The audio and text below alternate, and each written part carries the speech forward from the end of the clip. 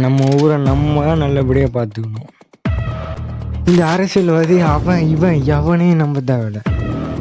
அதிகாரத்தை நம்ம கையில் எடுக்கணும். அதுக்காக நான் தயார். நீங்க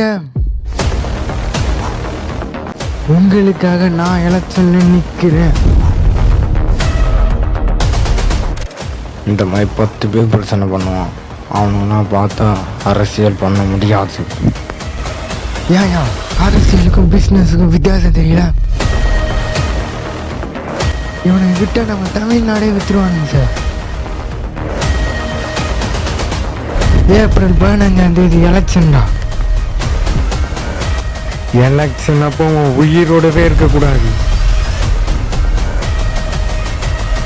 முதலமைச்சராகிய நான்